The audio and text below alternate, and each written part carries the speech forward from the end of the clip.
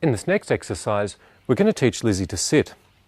Now, it's something somebody must have taught her before because she already knows what the word means.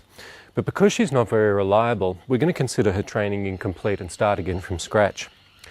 So to show Lizzie how to sit, I'm going to use a lure, which is a piece of food, and all I need to do to prompt her is to take the food from her nose up and back over her head, which will prompt her backside to sit down.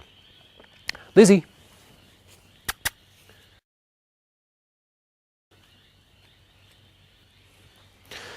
All I'm doing at this stage is luring her, and I can introduce a verbal cue later on. Lizzie. Lizzie. Come. Good girl. Good girl.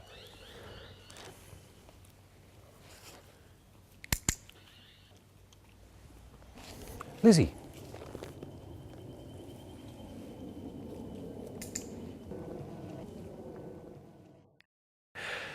After only a few times practicing this, Lizzie will come to recognise the movement of my hand as a gesture. And this means I no longer need to have food in it. All I need to do is keep the same movement and Lizzie will give the same response. This is called fading the lure, and it's important because it means Lizzie won't be dependent on me having food in my hand to still respond. Lizzie.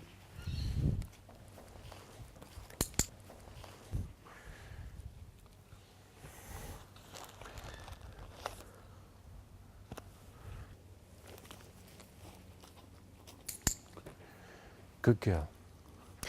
Notice that my gesture's very similar to what I started with, which is an upturned palm, and Lizzie will come to recognise this particular hand shape as meaning sit. Lizzie.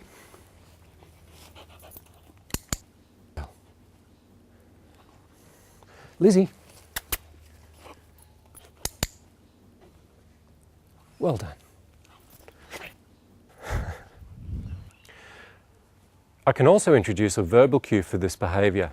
My original cue is the movement of my hand, but to introduce a verbal cue like sit, all I need to do is say it at the same time I'm giving the hand gesture.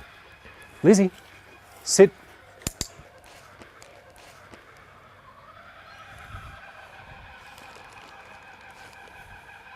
Lizzie, come, sit. Good girl. Lizzie, sit.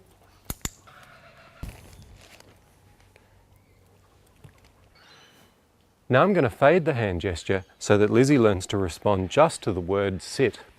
I need to work gradually and with each repetition make less of a gesture until eventually I'm not making one at all. I keep my verbal cue the same each time. Lizzie, sit.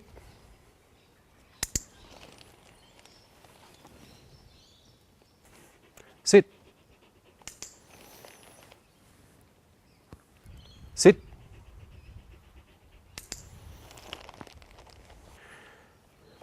Sit. Okay. Sit. Good girl.